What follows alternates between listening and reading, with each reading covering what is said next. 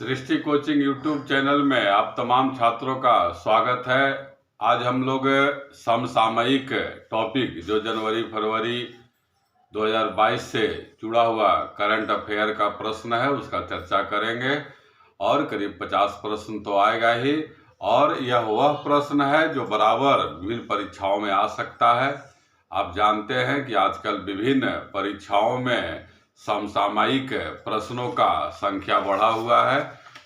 तो आइए छात्र शुरू करते हैं बिना समय बर्बाद किए हुए। पहला प्रश्न है कि हाल ही में निम्नलिखित में से किस केंद्र शासित प्रदेश को जिला स्तर पर जिला सुशासन सूचकांक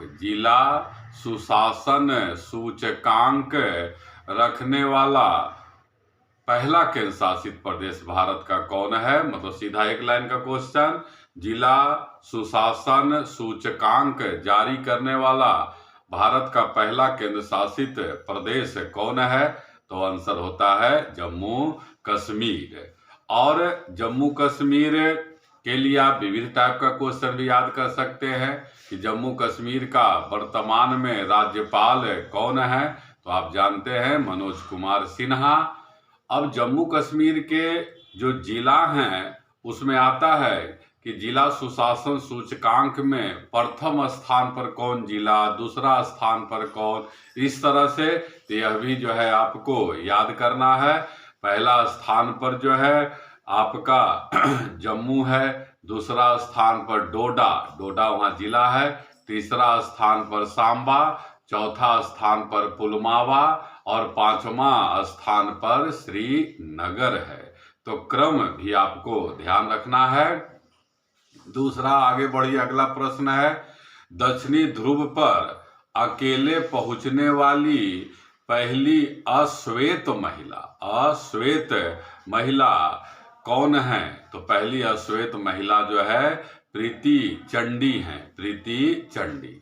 आपको पता है दक्षिणी ध्रुव पर जाने वाला या दक्षिणी ध्रुव का खोज किसने किया? तो एमंड सेन ने किया। और यहाँ और याद कर लीजिए एमंड सेन कहाँ के रहने वाले थे? तो आंसर होता है नॉर्वे। इसके अलावा भी कुछ याद करना है कि जो एक बर्फ से घिरा हुआ महादेश अंटार्कटिका है, उसी अंटार्कटिका के मध्य में जो है दक्षिणी ध्रुव है। अंटार्कटिका को महादेश को विज्ञान को समर्पित महादेश, गतिशील महादेश इस तरह का कहा गया है। और इस दक्षिणी ध्रुव का अध्ययन करने के लिए भारत के द्वारा शोध केंद्र रिसर्च सेंटर स्थापित किया गया है। और वह रिसर्च सेंटर का नाम क्या है? दक्षिण गंगोत्री, मैत्री और भारती। इसमें सबसे पहले दक्षिण गंगोत्री का स्थापना किया गया था जो अभी बंद हो गया है। और सबसे बाद में 2012 में भारती नामक शोध केंद्र स्थापित किया गया। दक्षिणी ध्रुव पर जाने वाला भारत का पहला व्यक्ति भी आपको याद रखना है, गिरिराज सिरोही हैं। फिर इसके बाद राष्ट्रीय अंटार्कटिका अध्ययन केंद्र कहाँ स्थित है? तब आंसर है गोवा में स्थित है। आगे बढ़िए छात्र, अगला है अंतर्राष्ट्रीय सौर संगठन ISA में कौन से नए देश को शामिल किया गया? जो संगठन है अंतर्राष्ट्रीय सौर संगठन, इसमें नया देश किसको शामिल किया गया? तब आंसर है एंटीगुआ एवं बारबूडा। और एंटीगुआ एवं बारबूडा केमा देश है, ये भी आपको याद रखना है। तब आंसर होता है 102वां देश है। और इसका मुख्यालय जो है कहाँ है? यह ध्यान रखिएगा, इसका मुख्यालय हरियाणा का एक शहर है गुरुग्राम में है। और यह संगठन क्या चीज पर आधारित है? सौर ऊर्जा पर आधारित देशों का संगठन है, सौर ऊर्जा पर आधारित है। और इसका स्थापना कब हुआ? 2015 ईस्वी में हुआ। किसके द्वारा? भारत और फ्रांस ने मिलकर इस संगठन का स्थापना किया। बाद में धीरे धीरे इसका संख्या लगातार बढ़ता जा रहा है। आगे आइए छात्र, अगला है हूती विद्रोही। एक हूती विद्रोही है जो हाल में काफी चर्चा में है। तो यह हूती विद्रोही किस देश से जुड़ा हुआ है? तब आंसर है यमन देश। और चर्चा में क्यों है यह भी जान लीजिए। इसका चर्चा का कारण क्या है कि सऊदी अरब के नेतृत्व में गठबंधन सेना ने यमन की राजधानी साना में हूती विद्रोहियों के एक शिविर को हवाई हमला करके तबाह कर दिया था। तो हूती जो है चर्चा में क्यों है, कहाँ का है, आप एक बार दो बार सुनिए, लिखते जरूर रहिए, आपको जरूर याद होगा। अगला प्रश्न पर आइए छात्र, कि किस राज्य के एक वैज्ञानिक समूह ने 5G माइक्रोवेव अवशोषक विकसित किए हैं। और यह माइक्रोवेव अवशोषक क्या करेगा? इलेक्ट्रोमैग्नेटिक विकिरण को अवशोषित करेगा और मनुष्य को जो है इस तरह के तरंगों से बचाएगा। तो 5G माइक्रोवेव अवशोषक तैयार करने वाला भारत का पहला राज्य जो है केरल है। और 5G, जी का फुल फॉर्म कई बार परीक्षा में आया हुआ है। जी का अर्थ जो है जेनरेशन होता है, जेनरेशन। अब ये इसका जरूरत क्यों पड़ गया कि अब जो है लोगों के द्वारा इलेक्ट्रॉनिक उपकरणों का काफी इस्तेमाल हो रहा है और इलेक्ट्रॉनिक उपकरणों से निकलने वाला इलेक्ट्रोमैग्नेटिक प्रदूषण जो है वह मनुष्य को काफी नुकसान पहुंचा रहा है।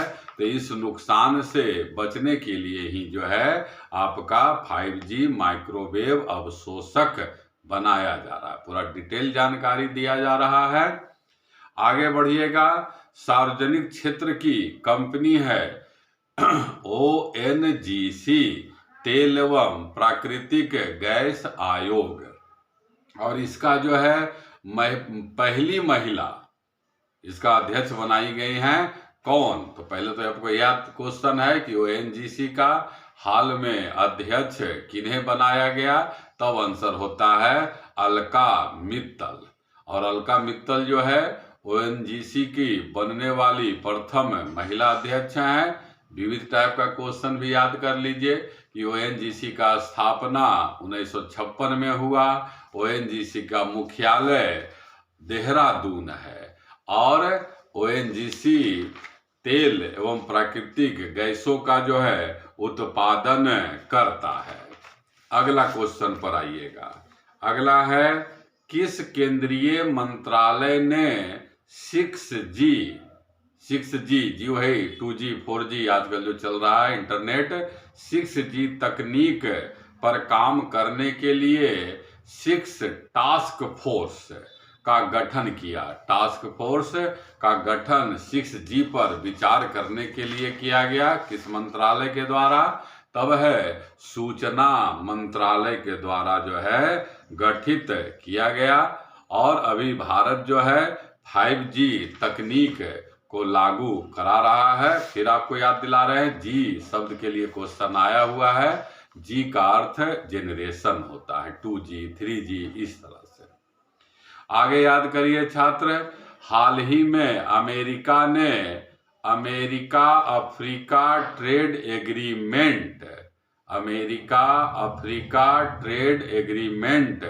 से किन देशों को बाहर निकाला? एक संगठन है अमेरिका अफ्रीका ट्रेड एग्रीमेंट से किन देशों को बाहर निकाल दिया? तो 3 देश है, याद रखिएगा, इथियोपिया, माली और गिनी। इथियोपिया, माली और गिनी को जो है निकाला गया। अगला प्रश्न पर आइए, आर्थिक रूप से कमजोर वर्ग economic weaker section. Economic weaker section जो है वर्ग है, आर्थिक रूप से जो कमजोर वर्ग है उनके लिए कितना राशि निर्धारित किया गया है, तो उनके लिए 8 लाख रुपया जो है सालाना निर्धारित किया गया है कि इससे जो कम कमाता है उसको आर्थिक रूप से कमजोर वर्ग EWS माना जाएगा। यह इसलिए चर्चा में है, हाल में सर्वोच्च न्यायालय ने निर्णय दिया है, मेडिकल के कुछ परीक्षा से जुड़ा हुआ विवाद हो गया था, उस पर सर्वोच्च न्यायालय ने स्पष्ट कर दिया कि 8 लाख रुपया इसके लिए राशि निर्धारित है। आगे बढ़िए। दक्षिण अफ्रीका के किस खिलाड़ी ने टेस्ट क्रिकेट से संन्यास लिया? सवाल का घटना 1-2 महीना का है, तब आंसर होता है क्विंटन डिकॉक। क्विंटन डिकॉक जो है दक्षिण अफ्रीका के खिलाड़ी हैं, क्रिकेट खिलाड़ी, विकेट कीपर थे। क्रिकेट का चर्चा हो रहा है तो आप शेन वार्न का जरूर ध्यान रखिएगा, जिनका हाल में जो है देहांत हो गया। चलिए अगला क्वेश्चन है वित्तीय स्थिरता रिपोर्ट। वित्तीय स्थिरता report, financial stability report, FSR, ये सब शब्दावली आपको जरूर ध्यान रखना है, आता रहता है।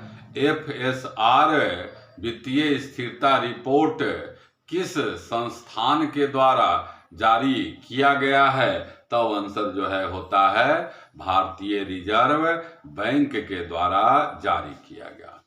अगला याद करिए, युद्ध नायकों, जो वीर लोग थे, युद्ध नायकों और बहादुर लोगों की कहानियों से प्रेरित होकर भारत ने कौन सा परियोजना प्रारंभ किया है? तब आंसर है वीर गाथा परियोजना। वीर गाथा परियोजना, ध्यान रखिएगा। अगला है ब्रिक्स नव विकास बैंक। ब्रिक्स नव विकास बैंक में हाल में किस देश को शामिल किया गया? तब इसका आंसर जो है मिस्र होता है। और ब्रिक्स के बारे में आपको जान लेना है कि ब्रिक्स नव विकास बैंक, जिसको NDB कहते हैं, इसमें 29 दिसंबर 2021 को मिस्र को शामिल किया गया और इसमें यह शामिल होने वाला चौथा देश है। इसके पहले इसमें कौन देश थे? बांग्लादेश, संयुक्त अरब अमीरात और उरुग्वे को शामिल किया गया है, तो ध्यान रखिएगा। अगला प्रश्न पर आइएगा, यूनाइटेड नेशन कॉरस्पोंडेंट एसोसिएशन के द्वारा advocate of the year, United nation correspondent association के द्वारा advocate of the year 2021 award किन्हें दिया गया है?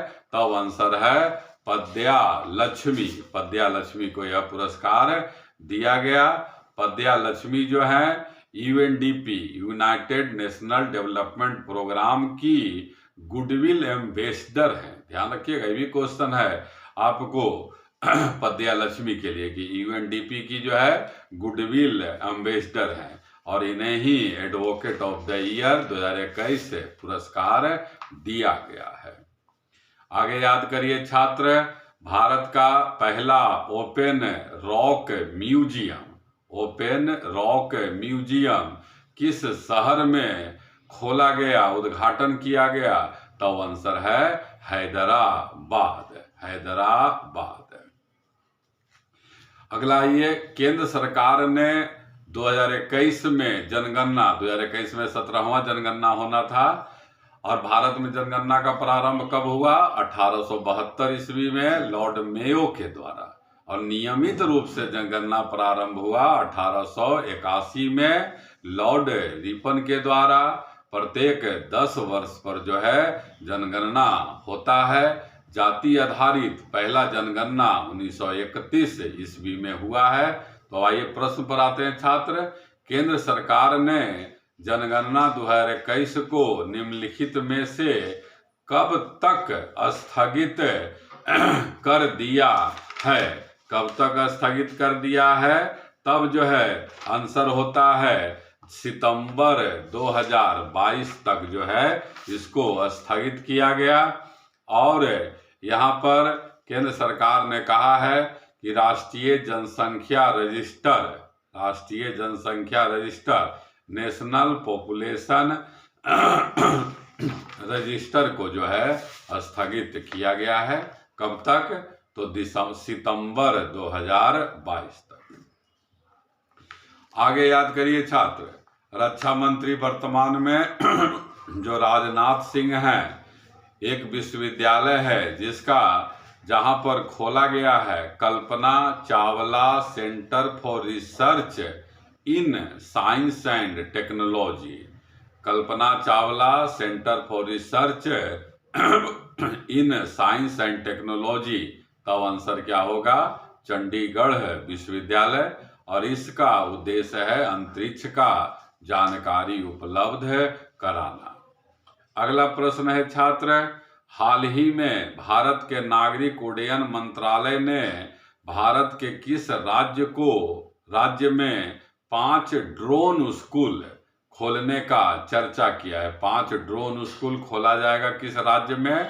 तो आंसर है मध्य प्रदेश में खोला जाएगा। अगला याद करिए, वर्ष 2021 में सबसे अधिक बार डाउनलोड किया जाने वाला मोबाइल ऐप कौन है? तो चीन का वो ऐप है, तो आंसर है टिकटॉक। टिकटॉक को जो है सबसे अधिक बार डाउनलोड किया गया है, और इतना बार ज़्यादा डाउनलोड किया गया कि यह जो है सो आप ध्यान रखिएगा, गूगल से भी ज़्यादा बार जो है डाउनलोड किया गया है टिकटॉक।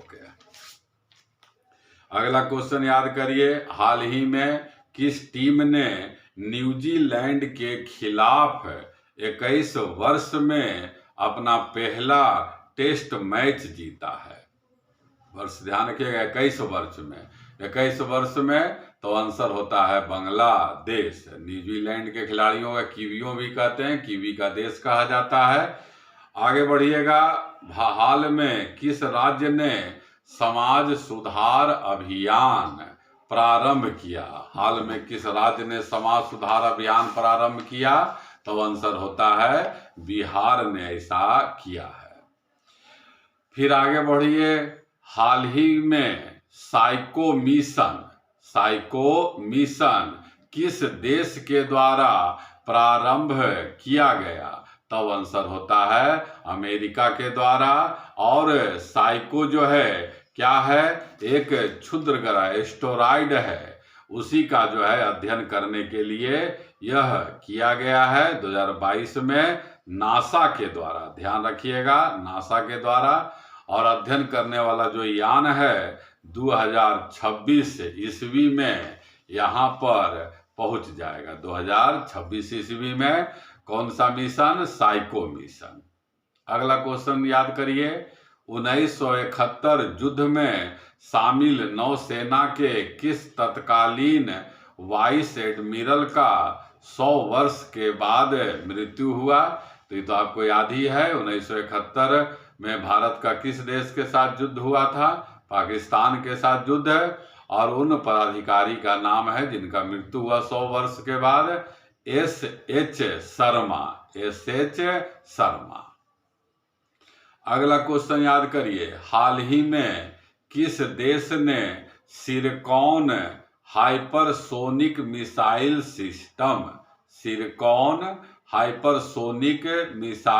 सिस्टम लॉन्च किया है? तब आंसर है रूस ने जो है यह सिस्टम लॉन्च किया। अगला याद करिए, हाल ही में केंद्रीय आयुष मंत्री श्री सर्बानंद सोनोवाल के द्वारा हार्टफुलनेस इंटरनेशनल योग अकादमी का स्थापना कहाँ किया गया? तब आंसर है हैदराबाद। अगला याद रखिए, पाकिस्तानी क्रिकेट टीम के किस अंतरिम कोच ने अपने पद से इस्तीफा दिया? तब आंसर है सकलैन मुश्ताक जो पाकिस्तान के अस्थायी कोच थे क्रिकेट के, उन्होंने जो है त्यागपत्र दिया। नरेंद्र मोदी ने उत्तर प्रदेश के किस शहर में मेजर ध्यानचंद खेल विश्वविद्यालय का आधारशिला रखा, तो आंसर है मेरठ में, मेरठ में। आगे याद करिए छात्र, स्वास्थ्य सूचकांक 2021 में निम्नलिखित में से किस राज्य को लगातार चौथी बार प्रथम स्थान प्राप्त हुआ? स्वास्थ्य सूचकांक 2021 में, तो आंसर है केरल। यहाँ जो है पहला स्थान पर केरल हो गया, सो याद रख लेना है। दूसरा स्थान पर तमिलनाडु और तीसरा स्थान पर तेलंगाना है। आगे याद करिए, कौन सा राज्य है जो देश का पहला राज्य है एलपीजी युक्त और धुआं मुक्त? एलपीजी युक्त और धुआं मुक्त राज्य बन गया, तब आंसर है हिमाचल प्रदेश है। हिमाचल प्रदेश भारत का पहला केंद्र शासित प्रदेश था जिसे राज्य बनाया गया था। आपको यह जानकारी काफी लाभदायक होने वाला है छात्र। आपसे मैं लगातार जुड़ा रहूं, इसलिए जरूर हमसे आपसे आग्रह करेंगे इसे अधिक से अधिक शेयर करते रहें, छात्रों को काफी लाभ होगा। धन्यवाद।